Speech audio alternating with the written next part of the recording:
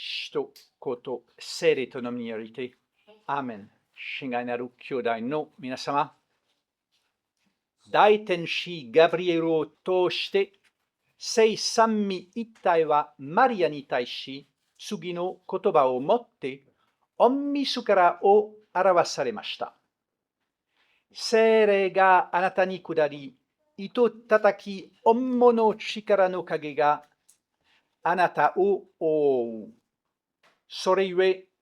生まれる子は聖なるお方、天主の子と呼ばれる。さらに次の言葉もあります。彼は偉大な方で糸叩き、御の子と呼ばれる。この点からの啓示では、天主の3つのペルソナがはっきりと区別されています。今日私たちは聖三位一体だけでなく、現行なる聖母も称えていますから、童貞聖マリアと天主の3つのペルソナとの関係について黙想しましょう。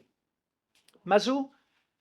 マリアの永遠の御父との関係を考えてみましょう。マリアは御父の最愛の娘であり、すべての被造物のうちの第一のものであり、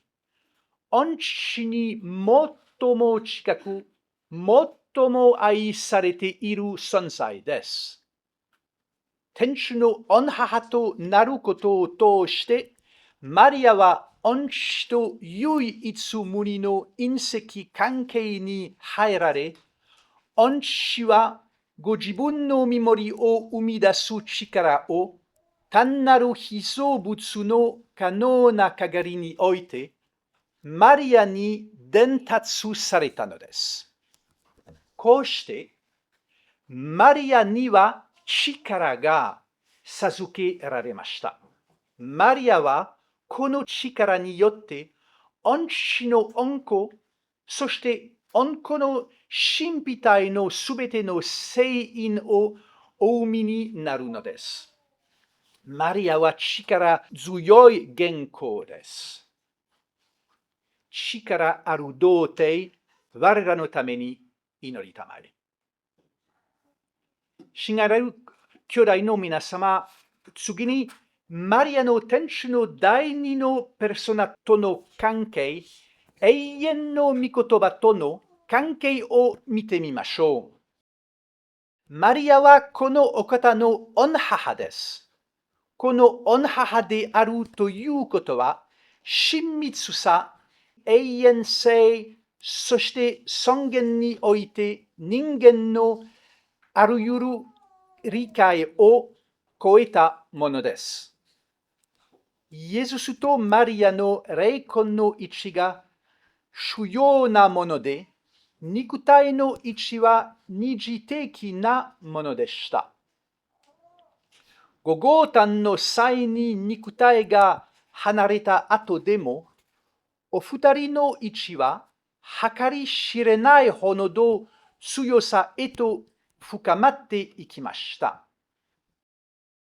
したがって教会はマリアを贖い主の助けて救いにおける教職者、そしてすべての恵みの仲介者としてだけでなく、御子に似たものとして宣言するのです。御子とのこの親密な位置によって、マリアは上司に満たされています。これらのことをすべて心に留めて考え続けていたマリアは、霊魂たちを真理の道へと導き、霊魂たちを天主なる御子へとますます親密に位置させてくださるのです。上司の座、我らのために祈りたまえ。最後に、マリアの聖霊との関係に心を向けましょう。マリアは一派に聖霊の神殿、あるいは聖女と呼ばれますが、これらの言葉では、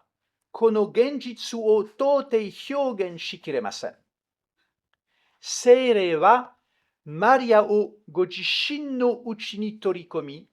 マリアに活力を与えるほどマリアと深く一致しておられるため、聖霊はあたかもマリアの霊魂そのもののようです。マリアは単なる道具ではなく、知的で自覚的な聖霊との共同者なのです。マリアが働かれるとき、聖霊も働かれます。そして、もしマリアの介入が拒まれるならば、同様に聖霊の介入も拒まれるのです。聖霊はペルソナとなった御父と御子の愛であるため、マリアは慈しみで輝いています。マリアはあらゆる天の賜物の水路であり、罪人のよりどころ、浮き人の慰めです。愛すべき御母、我々のために祈りたまえ。このように、至聖なる三位一体ご自身がマリアに完全に依存していることを示しておられます。聖ルイ・マリー・ド・モンフォールが著書聖母マリアへの誠の信じで宣言している通りです。御父はマリアを通してでなければ、恩子を与えにならなかったし、今を与えにならない。天主なる恩子も聖霊と一致したマリアを通してでなければ、日々形作られ、生み出されることはなかったし、マリアを通してでなければ、その功徳や全徳を伝達されない。聖霊もマリアを通してでなければ、イエス・キリストを形作られなかったし、マリアを通してでなければ、主の神秘体の聖因を形作られない。親愛なる兄弟の皆様、聖母は聖三位一体の内的生命を最もよく理解された被造物です。御父から来る力を、御子から流れ出る上司を、そして聖霊から発出する慈しみを、聖母において褒めたたえましょう。マリアにおいて私たちは三位一体の天主へと至る確実で完全な道を見出すのです。ああ、永遠の御父の娘、天主なる御子の御母、そして聖霊の最愛の上杯なるマリアよ、心を尽くして聖三位一体を愛し、これに仕える御恵みを我らのために取りなしたまえ。